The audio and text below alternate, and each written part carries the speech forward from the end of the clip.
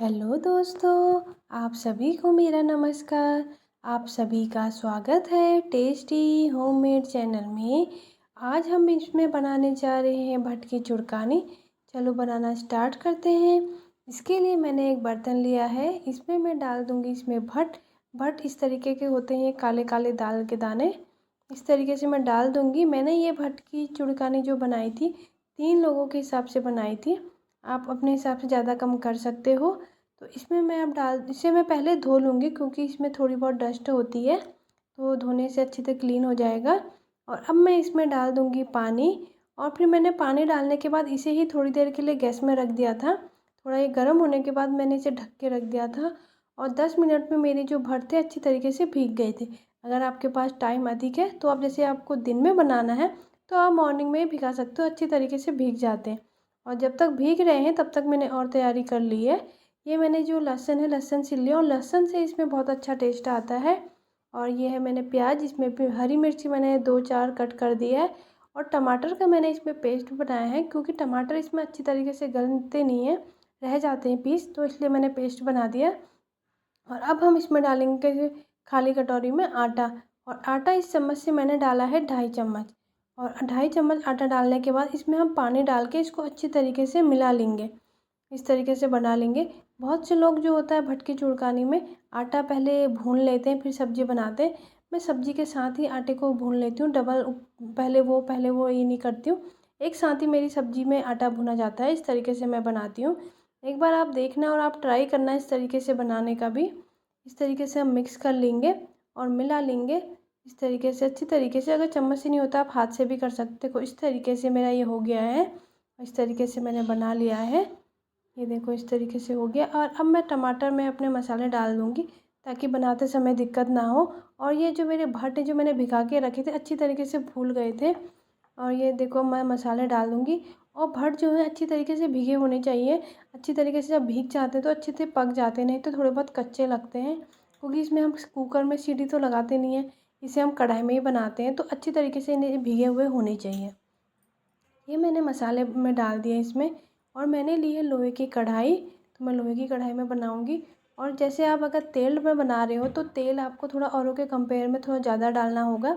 But इसे मैं बना रही हूँ घी में क्योंकि ये मुझे घी में बहुत अच्छा टेस्ट लगता है, इसीलिए मैं इसे घी में ही बनाती हूँ। तो मैंने इसमें घी डाल दिया और घी भी थोड़ा ज़्यादा डाला है।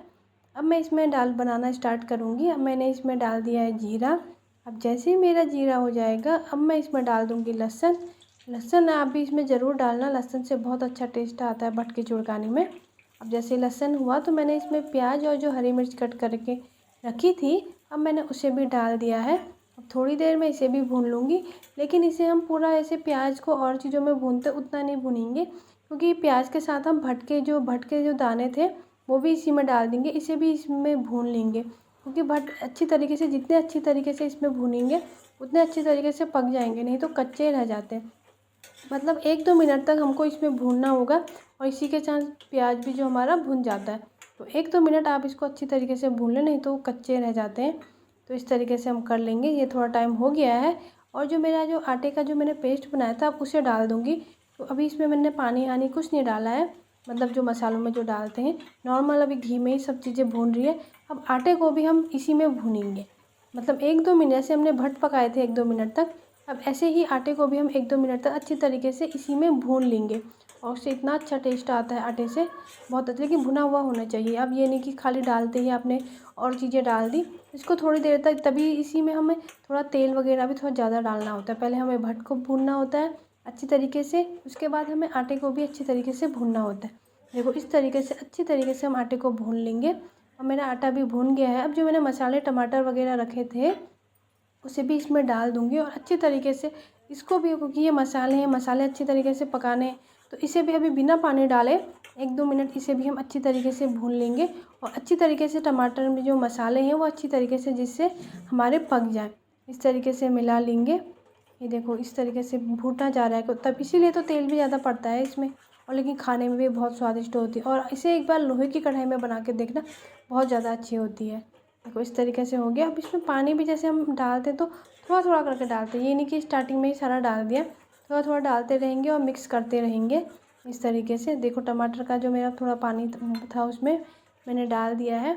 अब इसको इस तरीके से बना लूँगी। एक बार आप भी ट्राई करना है, खाने में बहुत अच्छी होती है, बहुत और हेल्थ, क्योंकि दाल है तो बहुत अच्छी होती है, खानी चाहिए।